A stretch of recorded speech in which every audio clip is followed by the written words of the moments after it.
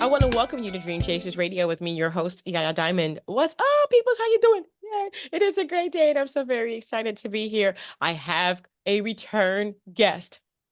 You know how I feel about return guests. I absolutely love it because I see progress. I love progress. I love progress. And I have Carlo Armenise back on the show today, and he is putting his book out again.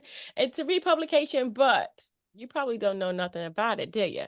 That's why we are here. And I'm here with Carlo. Welcome back to the show. Thank you. Thank you for having me. I Oh, appreciate it. anytime. Anytime, Carlos. So, before we get into your book, okay, I want to just kind of go through you again and who you are and how you became an author. Well, who I am is, I've been writing for most of my life. Actually, I wasn't an author when I started. When I started, I was a retail executive, and while I was in retail, I was writing. And then when I finally decided I wanted to get out of retail, I went into writing full time. So I've been doing it for years. And I started, writing. I write different types of genre. I've got 4 books out now, and they range from horror to comedy. And then in this one, historical mystery. It was the first time I'd written one of these books. So that's what I've been doing, and I'm in the process of finishing my 5th book as I sit here today. So my goal is to continue to write because I think that I have some stories to tell, and I think there's some real benefit in getting it out and getting it into the public. So that's kind of my story. That is a cool story. And that shows that you don't necessarily have to be in the field that you want to be in to start. That's right. Mhm. If you find a love, and for some reason at some point in your life you need to go in a different direction to make money and support yourself, doesn't mean you have to give up your love. You find ways to continue to do it. And I was blessed to be able to find the ways and the time and the money to continue my writing. So I'm really ecstatic about that. And now I'm able to write full time, No. which I really appreciate. Nice. That's really good. I mean, a lot of people would want to be doing what you're doing, which is full-time author. Yeah, that's great. That is awesome. So, all right. So we're getting to your book now because I really, really am curious about this. It's about a story about a Croatian family. I mean, it's called The Picture Box, a historical mystery. Tell me about this book. So I lived next door. I lived next door to a gentleman who was Croatian. And it turns out that his family was very, very successful in Croatia, his grandmother especially. And as we got to know each other, he knew I was a writer. So we got to know each other, he started to tell me his story and his family story. And I got more excited about the possibility of bringing it to life. It's been the first time that I've written a historical mystery. Most of my books are fiction. So this was a combination of fiction and reality, which was fun. He told me his story. And what I did then is I just took it from that point and worked with him on the story and really started to do some intense investigation into the whole plot point of what he was telling me. It's about Croatia. It's about a city in Croatia called Osijek. And what I didn't know about Croatia at the time was that they were going through a whole transformation as a country. They started out being governed by Yugoslavia, and Yugoslavia was a communist country. Croatia was primarily Christian, and they got to a point where they didn't want to be governed by the communists anymore. So they broke off. They went to war with Croatia, and they had a fairly sizable war, and they separated essentially. And then what was so fascinating about this book is because a lot of it takes place during World War II. So there's the Hitler influence in Croatia at the time. And so his grandmother was the first woman in Croatia to have a driver's license. And she was the first woman owner of the trying to remember, the Royale Hotel, which is literally there today. Wow. And in the process of going through that, I learned a whole bunch about Croatia and the Croatian history. Uh, and that was kind of the impetus for the story to begin with. But it takes a whole bunch of turns. I mean, there's a lot that went on with the Germans when it came to the Jews and how they took care of literally the Jews. Well, in Croatia, they did the same thing because the Germans came in and were influencing what was going on in Croatia. And so they did the same thing. In fact, even worse when it Mm, came to, killing off the Jews. And so it was one of those stories where you learned a lot about the history, and you learned a lot about how it was that Croatia got involved with the Germans. His grandmother was very successful. He was a singer, and he wanted to continue singing, but he wanted to go to America to sing. And so when the war started in Croatia, his grandmother pulled some strings and got him a visa to go to America to sing. And so he wasn't in the country during most of the war.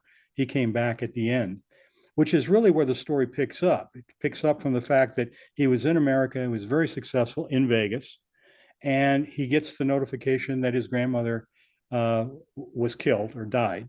So he's going back to his hometown in Croatia for her funeral. And in the process of going back to her funeral, he finds out all kinds of mysteries about his grandmother and about what her involvement was in the war and with the association with the German, because she had some association with them. As it turns out, the Germans left a lot of gold in Croatia. They were taking all the jewelry from the Jews and they were melting it down into gold bars. And when the war stopped, they left primarily a huge amount of that in Croatia. And the way the story goes is when he goes back to his grandmother's funeral, she gives him a gift, and that gift is a gold bar. And so he wants to know where that gold bar came from, how she got it, and what it meant. And that's kind of where the story goes. It goes from him doing the research about his grandmother and his family and the gold bar, and so pretty fascinating. And but all, wow. like I said, all the buildings and everything there was all real. The Wow. story is kind of fictional. Right, right. But still, I mean, it could be in one aspect, it could be true. Well, no, yes, in one aspect, it is true. I mean, See? because the war in Croatia did take place. Mm-hmm. They did go to war with Yugoslavia, and they broke away and became a Christian, totally Christian nation. Croatia wanted to be all Catholic. They didn't want to have anybody in their country that wasn't Catholic. So when they went to war, they forced all the other nationalities, the Jews and the Serbians and the Gypsies, they had to fight for Croatia and give up their own heritage in order to stay in Croatia at the time. So all that was going on. And of course, Dario, the lead character in the book, he didn't want to fight in the war. His parents left and went to France. So he stayed. And then when he went to America is when he got away from the war. But he comes back. And what happened was he comes back to find that many of his friends and a lot of people that he knew growing up had all been killed in the war. And so now he was trying to, and of course he felt guilty because he wasn't there to fight. And many of his friends kind of made him feel guilty. You didn't stick around and help defend the country. And so that was a lot of that. Uh, so Yeah. combination of real facts and took a little leeway with the storyline itself. Right, Uh, right. How did this change you? I mean, to know all about this history being fact and fiction mixed in together, but the fact, how did that help you to understand better what you were going to write about? well, I think the key for me was the fact that he had a family that was well known in Croatia, and it also was something that really put me in a situation where I was amazed at all the history that I didn't know. Mhm. So many times in your life, you meet people that are from different countries and different places, and you really don't spend a lot of time getting to know them really. How they were, where they were born, what they went through. And in this particular case, because it took place, the grandmother's life, not Dario's, but the grandmother's life took place during World War II, it gave me all kinds of information as to what went on during the war in Croatia and the reach of the Germans and their desires. Hitler spent a long time going through the world collecting and stealing pieces of art from especially the Italians. And so part of this story was about the grandmother's was forced by the Germans to use the hotel, the Royale, which is still there, to demonstrate and show his artwork. Mm. And what ended up happening is she didn't want to do it, but she did because, of course, it was she was under the control of the Germans. But as it turned out in the story, she actually steals some of his artwork, sells it, and uses it to support the people in Croatia that he Hey. swear that. And so the idea really got to be as it gave me a whole, it was a requirement to really spend hours researching the cities and the towns and the places.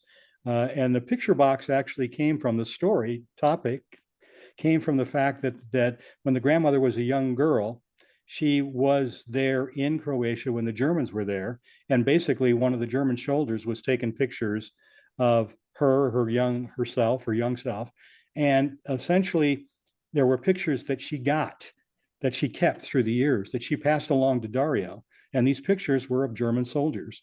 And the fact that they were burying these gold, and so that's where the picture box came from. Is it was this box of pictures that demonstrated what she went through. Wow. And the picture on the cover, where is that? Is that an actual place? That is an actual place. That's a there's a in Croatia today in Osijek, basically there are these I don't know what you would actually call them. They're like um, caves, if you will, that were used by the Croatians to store ammunition during the war. And what they did is after the war was over, they transformed those into places for concerts and music and that kind of thing. And so the picture box really took place in the story took place in one of these caves, essentially. That's where the picture comes from on the cover. That's an actual picture of one of the caves. Wow. That is amazing. I like what you've done. You've added, that fiction to the actual mystery of the truth and made it a story. I mean, if you had to say anything to anyone, what would you summarize this book as? I think I would summarize it as being a depiction of the history surrounding uh, Croatia and the history surrounding this town of Osijek. And there were some wonderful things and wonderful places that are still existing. When I wrote this book, as I was writing this book, I wanted to go to Croatia because I wanted to go to the Hotel Royale because it still exists and the restaurants and everything. So what it meant to me was it opened my eyes to a whole nother area of the world and a whole nother historical point in time that I had no idea about. It wasn't me sitting down and creating Sam Razor, for instance, or creating some character that I made up. These were real characters. And so the obligation I had was to do it justice in terms of how I wrote it and how these places came off. And the most inspired I got is when people read it and then came back and talked to me about the same thing, that I really want to go to Croatia now. This was an interesting read, and it really got my interest to be able to see it and experience it. So I think that was the most important thing. Open my eyes. Awesome, awesome. I think that people will have that same experience because a lot of people don't know about Croatia. The only reason I know about Croatia is because of a past incident with it as well. And someone mentioned that they were from Croatia that I met. But I mean, it's not one of those places that you just come up, in the conversation. Croatia, No, where no, is it that? isn't. But it's so beautiful. I mean, It is. it's so beautiful, and I took advantage of bringing all the beauty into the book as well. So it really defined the location, the churches, the restaurants, the theaters, and so much of this was part of Dario's life. So as I was writing this, I was using his experiences in these same places and his friends. And even though he wasn't there for most of the war, if not any of the war, he didn't really, he still loved his country and he loved his city and he loved his grandmother and his parents. And so it was a nice way to introduce myself to a whole historical side of myself that I want to continue to develop. This whole German World War II thing, I have really no understanding of what went on. And I had no idea that the Germans were as influential in Croatia as they were in Germany. And that there were some pretty bad people in Croatia at the time that were being governed by the Germans and doing the things they did because the Germans told them to. Wow. I had no idea as well. Well, with your book, The Picture Box, a historical mystery, people can find out. That's How right. can people get this book? It's on Amazon right now. And what I'm doing with Authors Tranquility is I'm republishing the books. because they were with different publishers. And so I'm going through the republishing process. Picture Box is now done. It's been released again on Amazon. Uh, and so I'm doing the same thing with that one. So it's out, available. Get it. Awesome. I'm gonna put that in our book club. It's gonna be kind of cool. I love doing this. I love finding out about books. What do you have coming up next? Well, I've got a story called let's see, Deceitful Intentions. It's about two young women. That one of the young women is in a car accident with her mother, and the mother is killed, but the young woman sustains a whole bunch of terrific injuries, loses her leg, loses her memory, that kind of thing. Doesn't realize that her mother was killed in the accident until she comes out of the coma that she was in and goes back to her hometown to try to find out, really what happened. But she doesn't have any memory. So she's Mm, learning as she goes. And she has a friend, Julia, who helps her. And so to me, this was my first opportunity to write a more female focused book, young females. And the idea was to really write something it's a mystery. It's another mystery. And it's got a lot of twists and turns, and it's out. I'm now just finishing the republishing of it, and it'll be released again here within the next month. That's my next thing. And then I'm writing another Footsteps in the Dark. I've got 9 more stories that I'm writing, and I'm writing another Sam Razor mystery. that So is so cool. That is so cool. To be a full-time author. Yes. I mean, that's a dream come true. Congratulations. thank you. Thank you. Awesome. The tough part about it is, of course, just continuing to write. I mean, it's like you've got a very successful career, and you've got to keep at yourself to keep it being successful, right? Oh, And yeah. making sure people want to hear from you and what you're bringing up. And writing is kind of the same way. You don't write anything and then turn around. And I've been blessed enough to be able to write well enough that people kind of like what I write. It could go the other way, of course, but it hasn't so far. So Well, that's good. We'll cross our fingers and our toes and our arms and our legs. thank you. Thank you. Definitely, definitely. And keep you in our prayers. I want to thank you so much, Carlo, for being on the show. I appreciate you coming back. And when you do your next books, I need you back so that we can share on this progress that you're making and how you can inspire other people to go after their dreams and their hopes as well. They got to go for it. They've got to go for it. I mean, it's the age-old story that if you got a dream, go for it. Don't let anything get in your way. Figure out a way to get to it. Just be dedicated. And, you know, if nothing were to ever come of it from a substantial monetary side, just being able to write and share my stories is payment enough for me. Definitely, definitely. And for me, And thank you I so much. appreciate that. Thank you. Thank you. And thank you guys so much for tuning in. Don't forget to go ahead and visit Carlos' link will be in the description box below, as well as the Amazon store to actually purchase the book if you'd like to go ahead and do that. I want to thank you guys so much for tuning in. We wouldn't be anything without you, and Carlos' book would be a closed manuscript without you. So please go ahead and check it out for yourself. And until next time, guys, bye. Thank you. Okay.